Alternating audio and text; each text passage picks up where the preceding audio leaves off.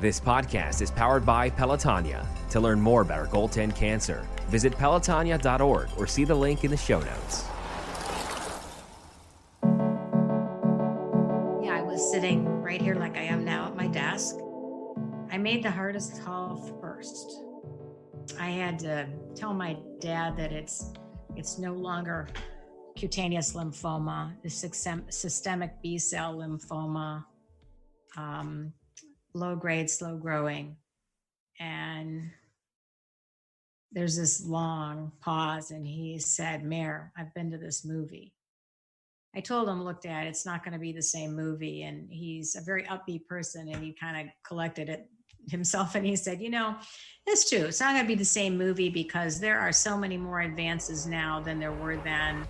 It's going to be different." Welcome to One Goal, a podcast from Pelotonia. We're a community dedicated to funding innovative cancer research through a 3-day experience of cycling and volunteering. I'm your host and Chief Operating Officer of Pelotonia, Joe Apgar.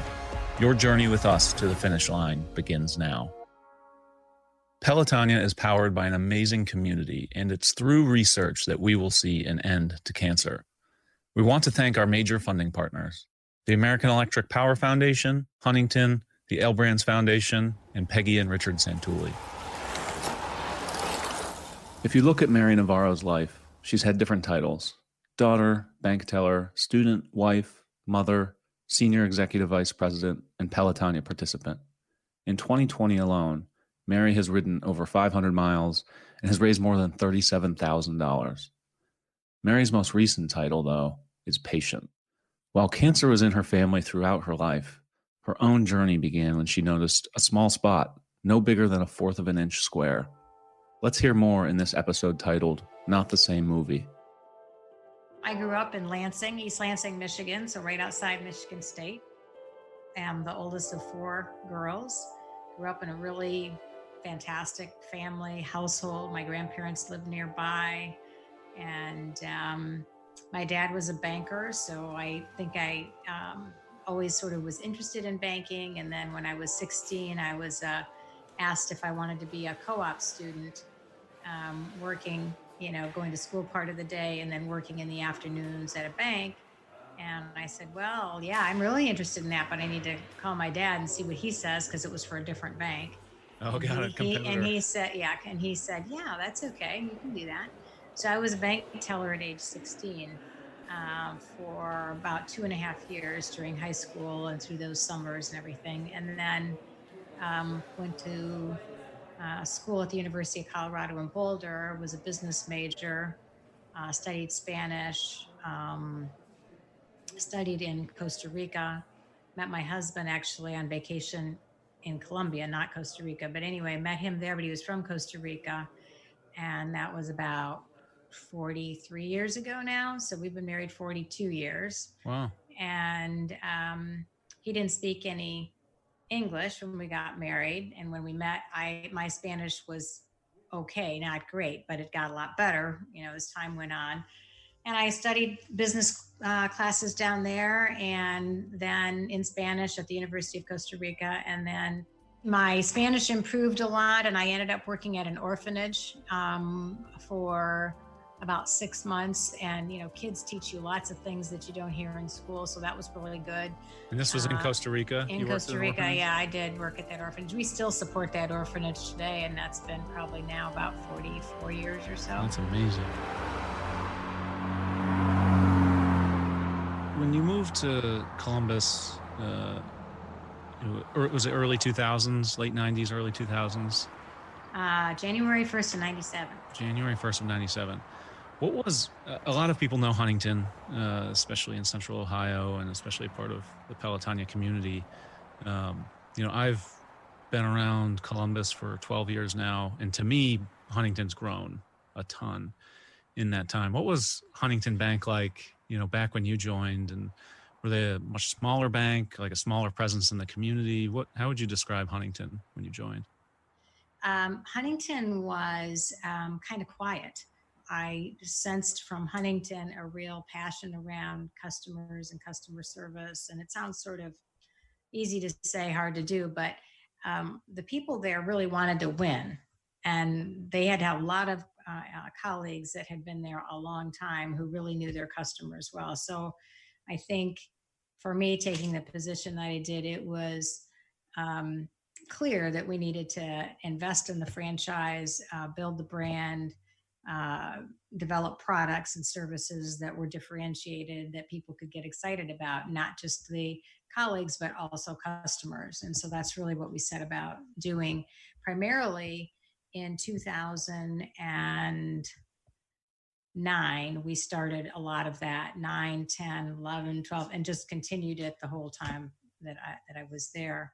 2008, 2009, that's when Pelotonia, the idea was hatched, 2007, 2008. And there was a group of people who are now part of our board who were really formulating the plan. And we launched our first ride in 2009. The entire thing was really underwritten by NetJets at the time. And you participated that first year. And so what do you remember about sort of the recruitment and first seeing Pelotonia and what is this thing going on? What were your feelings around that? Well, at the time in my life, we were moving from one house to the next. My mother-in-law had cancer, and all of Luis's family lives in Costa Rica. So he had gone down there and was there for 6 weeks to take care and help his mom and his family. And so one of our 2 sons was with me, helping pack up, move the house. And so I hear about, in May, I think I heard, we're going to have this bike ride in August. And I kind of like to ride bikes. I had a few friends I'd ride with here and there. And I thought, that sounds good. It's going to benefit cancer research.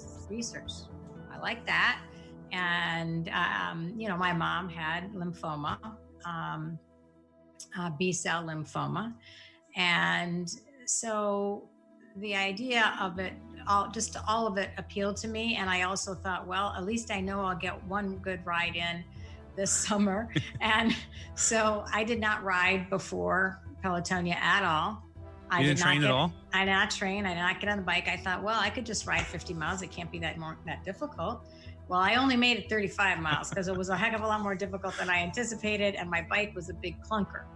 I realized after my 35 miles that, we were really doing something special, because I don't know, it was just, I don't know if it was I got bit by Pelotonia or it was a magical sort of thing that just happened, but it's kind of a feeling that when you see all these people on the side of the street cheering for you, when, I'm thinking it's just a bike ride. Yep. And I realized then it's not really about the bike ride. What's so special here is that Mary and many of her Huntington colleagues were captivated early on by the selfless spirit of Pelotonia that thrives throughout our community. This wasn't just some company-wide annual event. It became so much more. I think over time, too, not even very much time, Huntington started to hear employees saying, Pelotonia is part of our culture. This is just what we do. This is our one fundraiser that we do all together. Now it's like 16,000 colleagues. It wasn't that many then, but still it has been, it became kind of woven into the bank is what I would say, a big part of it, and not something that's just a sponsorship. So that's how I got started with it in 2009. And I really have liked it the years when most of my family rides too. And then it's kind of a family thing. And that has been really meaningful, because my husband's family, my family, have been touched by cancer, killed by cancer, all sorts of things that are along the way. Quite a few people. Luis's sister, my sister-in-law, died at age 52, but she lived 4.5 years with kidney cancer, stage 4 again. And the James helped her long distance. They would confer with me. I would translate a little bit, spoke with one of the doctors at the James who would help.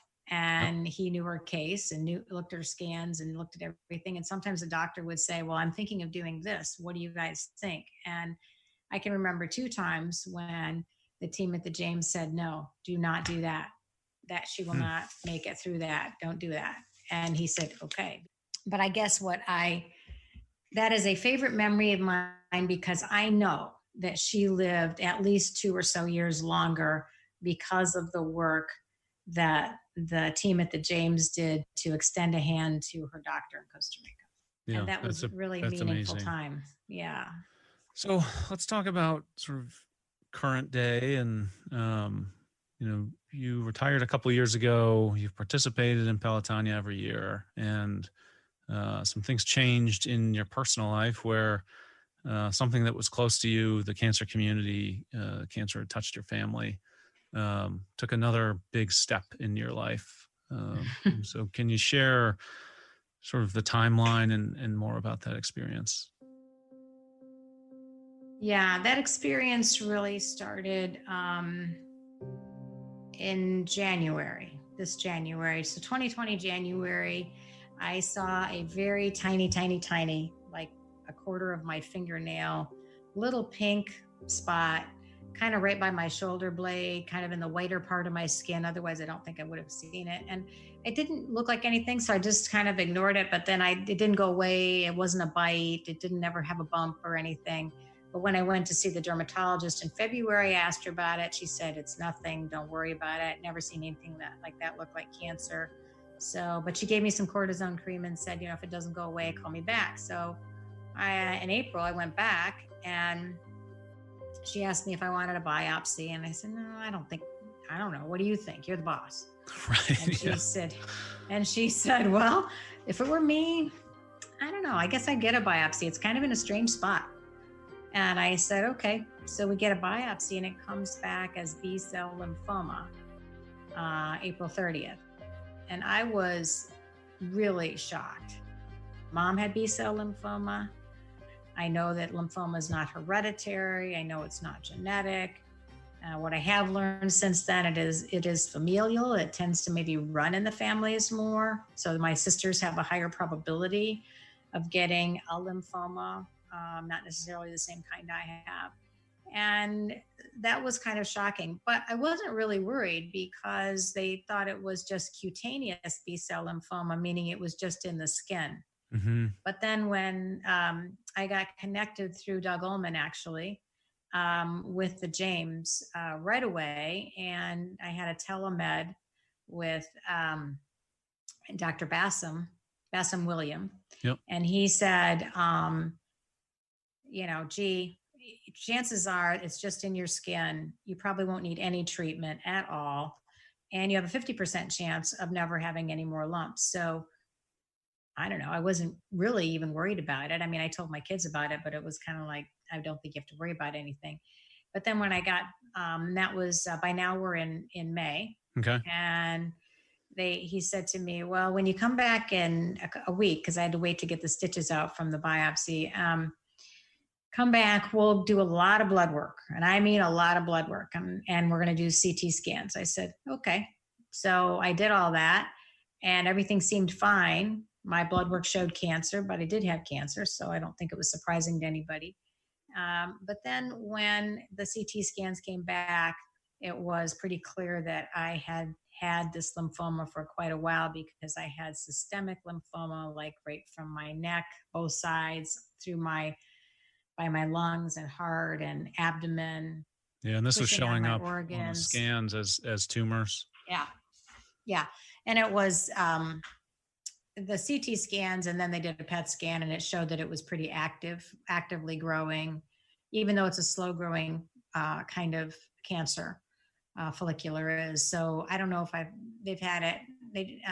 Dr. Maddox told me I've had it probably 2 to 3, maybe more years because of how far advanced it was when we found it.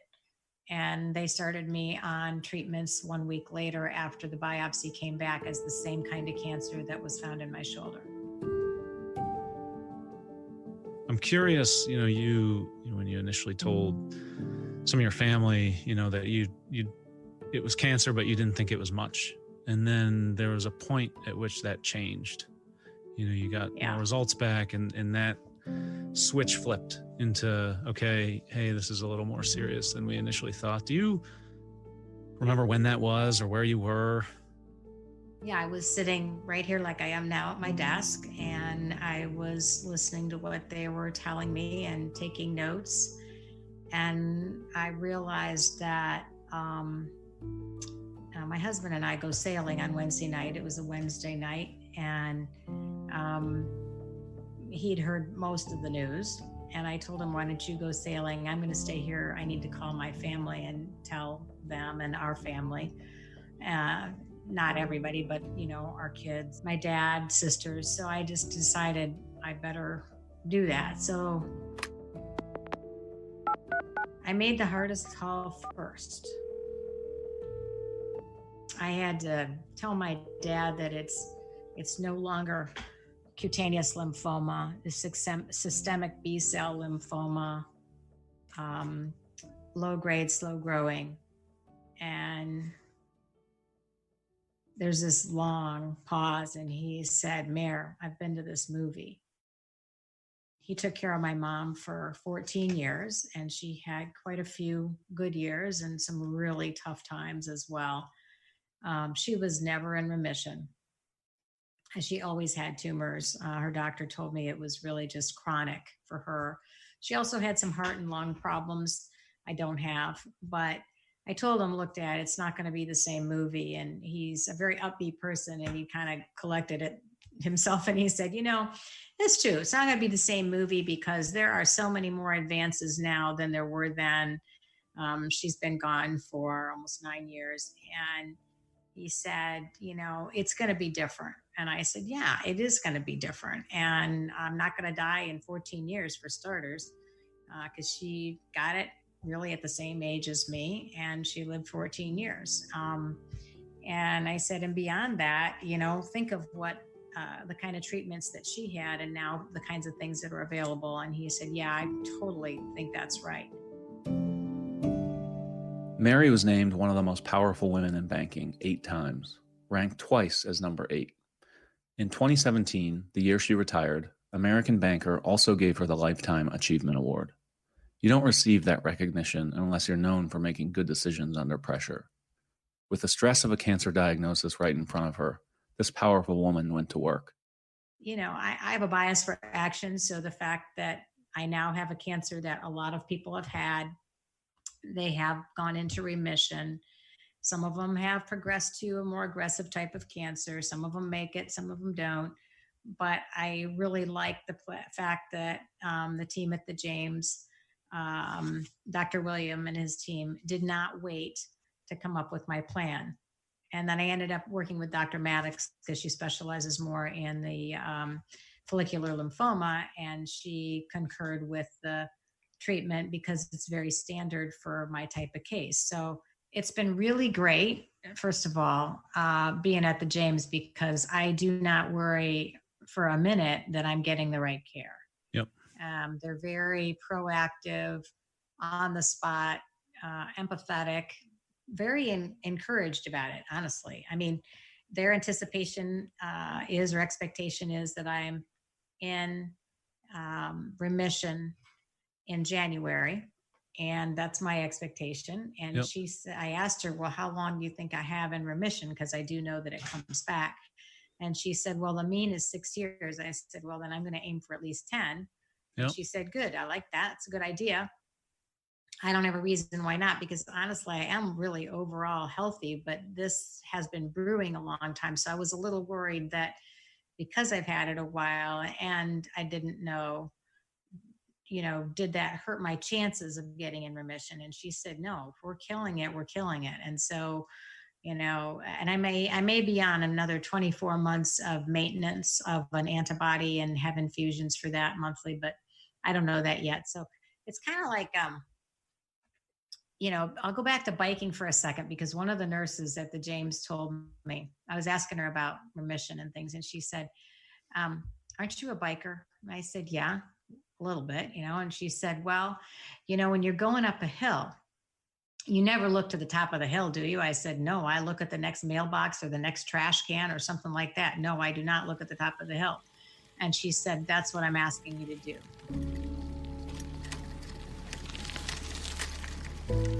Cancer has been a part of your life through Pelotonia, outside of Pelotonia, for a long time. And I'm curious, from your vantage point, now being a cancer patient, and prior to that, being a caregiver and, an advocate for people in your life, and being a community supporter. Like, what do you think of when you hear the word cancer? And like, how has that changed over time? I can remember, and this is a really pretty good memory. Huntington would have these, we would have these rallies to kick off Pelotonia weekend, Friday afternoon. And we would have people tell their story.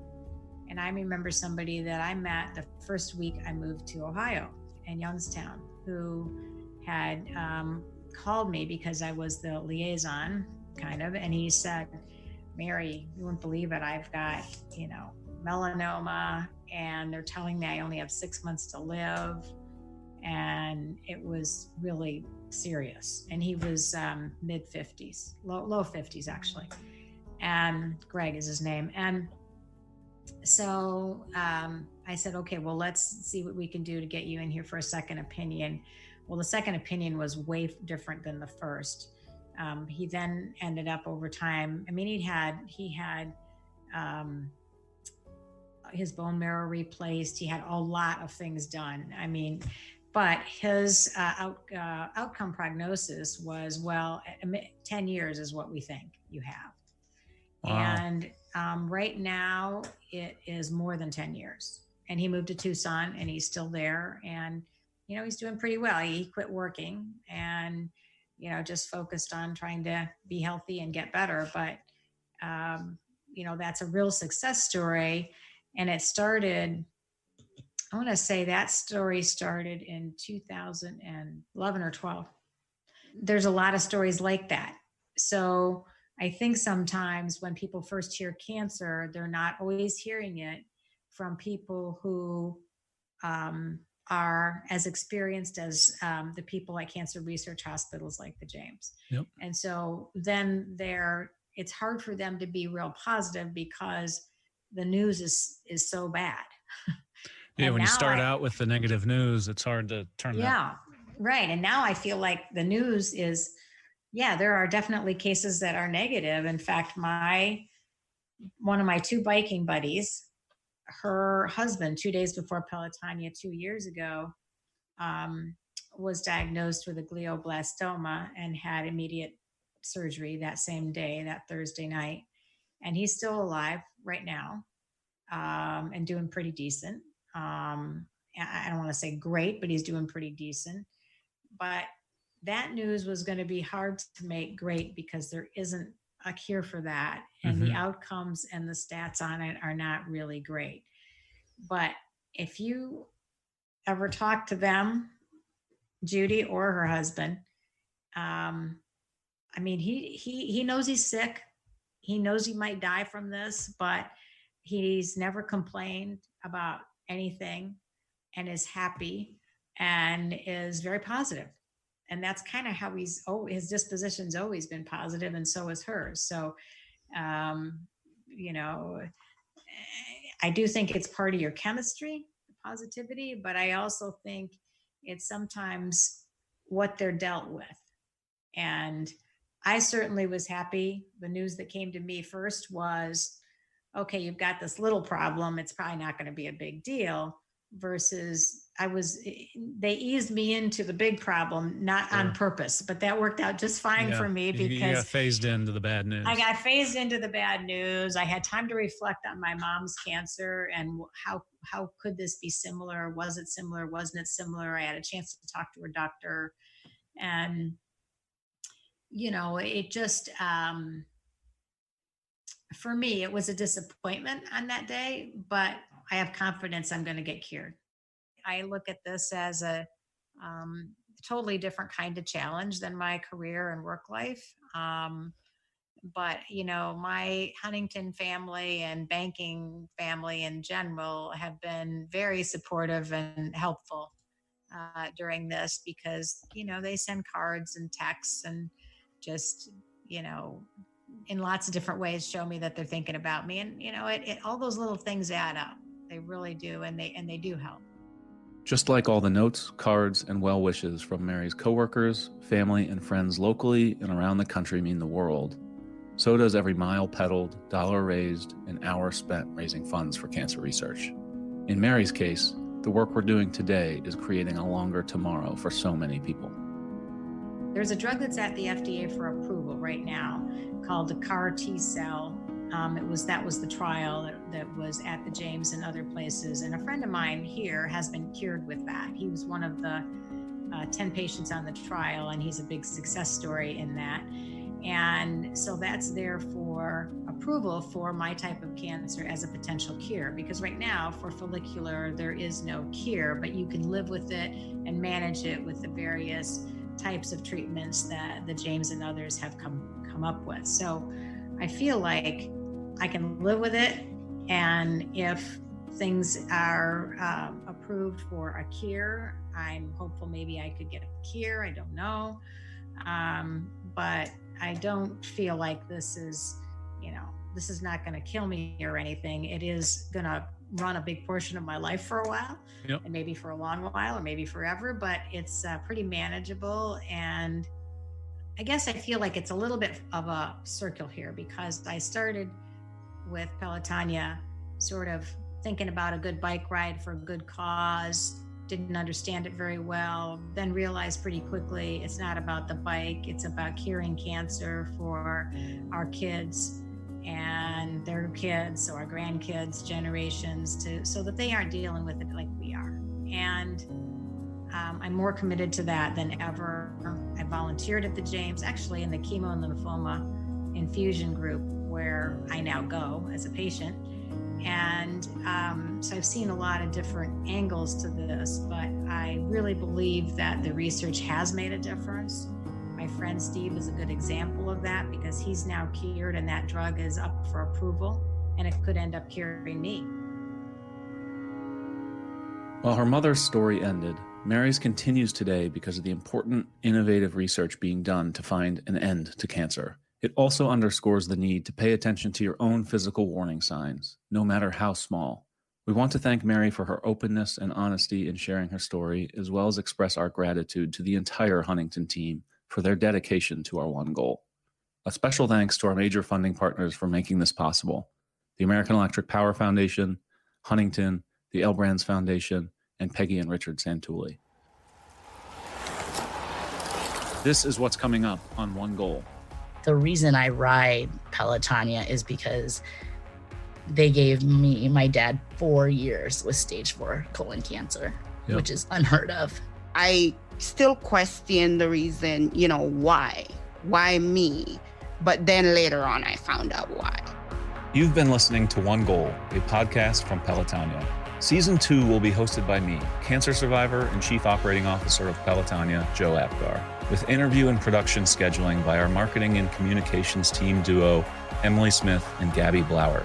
Produced, mixed, and sound designed at the studios of Wessler Media by Vince Tornero.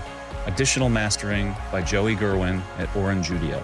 Special thank you to all of our guests for being so open and willing to share their stories. Please be sure to rate, review, and subscribe to this podcast, as that will help others hear these empowering journeys. If you're curious about joining the Pelotonia community and making an impact on cancer research, please see the link in the episode notes or visit pelotonia.org. That's pelotonia.org.